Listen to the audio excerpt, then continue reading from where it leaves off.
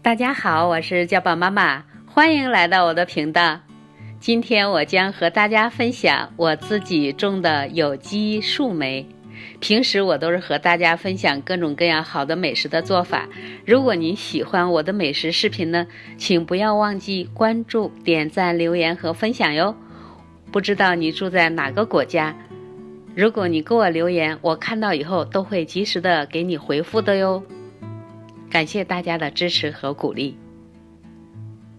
哇，真的是多呀，红红的，特别的好，又大又红的。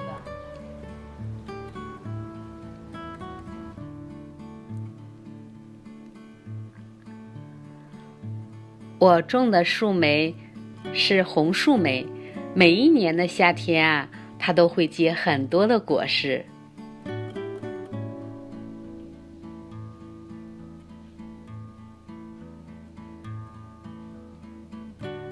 成熟的这个红树莓啊，它是越长越红，有的时候来不及采摘啊，它就会变得非常的红，就是那种深红色。而且呢，只有熟透了的这个树莓呢，你才可以轻轻的这样子一揪，然后才能揪下来。没有成熟的树莓呢，颜色是浅的，而且你拽的时候呢，是很难拽掉的。这个树莓吧，在夏天的时候呢，结果实，到了冬天的时候呢，这个枝子啊，高高的，大概会到2米左右这样子。我自己家种的这个树莓呢，基本上是在2米左右高矮这个样子。有的时候刚长出来的幼苗呢，会在1米多这个样子。到了冬天的时候呢，你看着它这个枝子啊，这个长的呀，你就感觉到是干枯了，以为就是死掉了。有些人不知道啊，我们家的邻居就是从这个底部啊，也就是它的根部啊，咔咔了就都剪去了。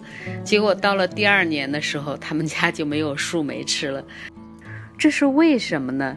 因为树莓啊，这个红树莓地上的结果汁呢，是1年1轮换的树种。今年春天发出来的新芽，发出来的嫩枝儿，那么它在今年的夏天啊，是无法开花结果的。开花结果的这个枝儿呢，树枝呢，都是老枝儿。这个老枝儿呢，到了明年的时候呢，它就很难开花结果了。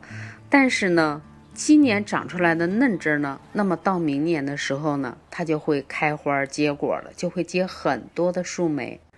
如果今年冬天的时候呢，你看到很多这种干枯的红树莓的枝儿啊，杵在地面上的时候啊，千万不可以咔咔的贴着地面全部给它剪去。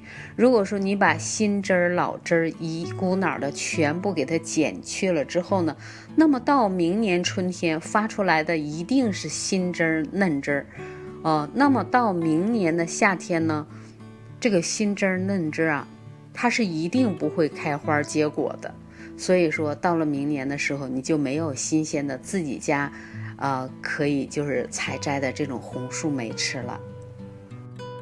这个树莓啊，红树莓特别的好养活，它的适应性特别的强，特别的就是容易繁殖。每一年的春天啊，它都会从地底下自己就发出新的枝芽出来了。而且呢，它还耐旱。如果说在炎热的夏天啊，你几天没有浇水，忘记浇水了，它也不会旱死。而且它还特别的耐寒，就说耐寒冷。即便是在很冷的冬天，有些地方零下10几度、零下20多度的时候呢，也不会把它冻死。第2年呢，它依然会顽强的在枯枝上面呢长出很多新的嫩芽、新的枝叶，然后开花结果。它的果实呢，口感啊是香甜的味道，而且啊汁水很多，酸甜的。果实呢非常的漂亮，果色呀橙红亮丽，而且移植起来啊也特别的容易。因为它那个扎的那个土里边啊不是很深，你轻轻的在不伤及它的根系的情况下呢，给它挖出来几颗，然后随便你埋在有土的地方，然后浇上水，保持湿润。那么过几天之后呢，它一定都会成活的，会成长得非常好的。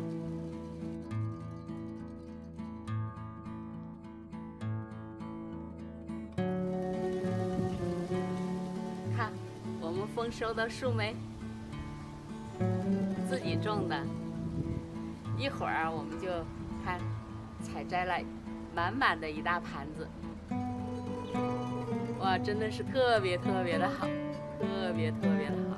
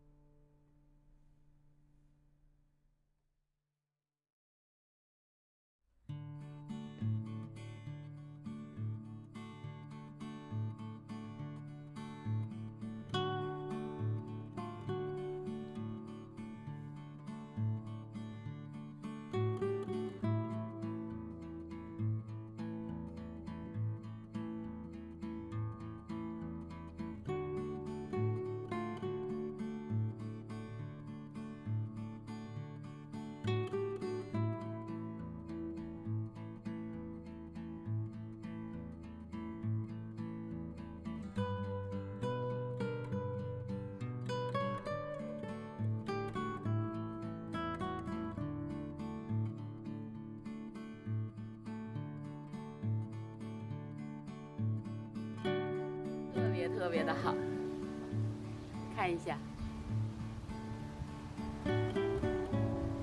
喜欢吗？